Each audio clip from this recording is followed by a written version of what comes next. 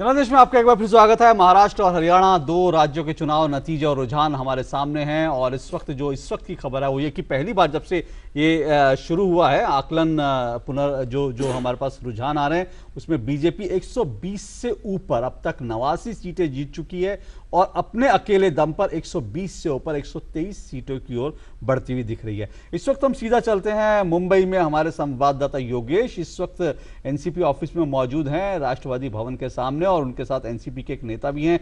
Yogesh, NCP के नेता है वो क्या कह रहे हैं, अपने हार की कारणों की तलाश कैसे एनसीपी कर रही है? और दूसरी बात, एनसीपी की ओर से कुछ नेताओं ने इस तरह के बयान दिए हैं जो ये दिखाते हैं कि एनसीपी को भाजपा के साथ हाथ मिलाने में कोई संकोच नहीं है।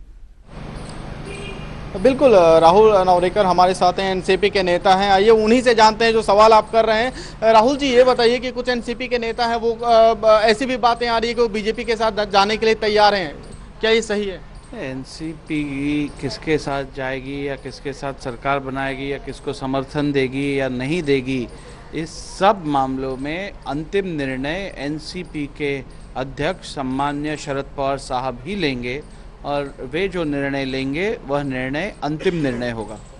सुबह में नवाब मलिक कह रहे थे, नवाब मलिक ने मीडिया से बात की, उन्होंने कहा कि किसी भी हाल में जो एनसीपी है वो भारतीय जनता पार्टी के साथ नहीं जाएगी, तो क्या ये माना जाए कि वो लास्ट वर्ड नहीं है?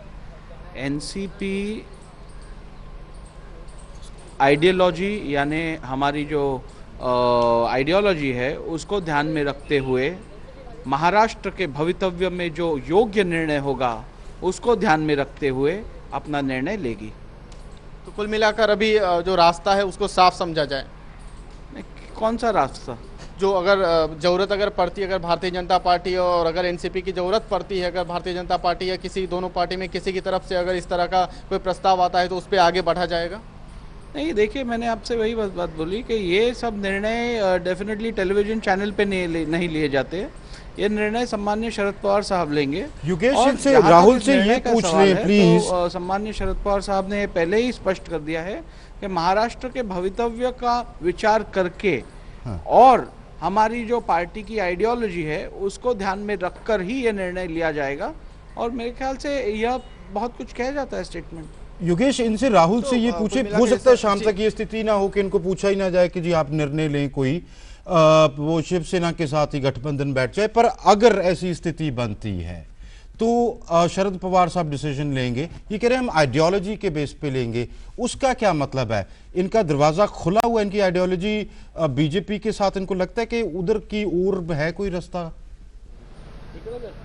राहुल जी, ये बताइए कि जो आप आइडियोलॉजी की बात कर रहे हैं, क्या लग रहा है कि एनसीपी और भारतीय जनता पार्टी के आइडियोलॉजी जो है वो कहीं ना कहीं मैच करती है, ऐसा लगता है आपको? यह सवाल तो इसका जवाब तो आपने देना है। हमारी आइडियोलॉजी क्या है हमने जनता के सामने रखी है, भारतीय जनता पार्टी ने उनकी आइडियोलॉजी जनता के सामने रखी है। अभी हमारी आइडियोलॉजी क्या है और उसमें और भारतीय जनता पार्टी की आइडियोलॉजी में क्या डिफरेंस है आप खूब जानते हो, तो मुझे नहीं लगता है ऐसे सवाल का कोई भी जवाब हो सकता है। ये तो जनता ने निर्णय लिया है, जनता जानती है। नहीं, ऐसा इसलिए कहा जा रहा है क्योंकि खुद आपके पार्टी के जो प्रवक्ता हैं उन्होंने कहा है कि जो आइडियोलॉजिकल डिफरेंसेज है वो बीजेपी के साथ है और ऐसे में आप कह रहे हैं कि शरद पवार जो हैं वो अंतिम निर्णय लेंगे, इसीलिए एक जो है विरोधाभास हो रहा है, इसलिए इस चीज़ को स्पष्ट करना चाह रहे हैं। इसमें कोई विरोधाभास नहीं है। राष्ट्रवादी कांग्रेस पार्टी का हर अंतिम निर्णय सम्मान्य शरद पवार साहब ही लेते हैं और वही लेंगे और वह निर्णय राष्ट्रवादी कांग्रेस पार्टी के प्रत्येक कार्यकर्ता, पदाधिकारी, लोक प्रतिनिधि सबको मान्य है। जी, शुक्रिया। तो कुल मिलाकर आइडियोलॉजी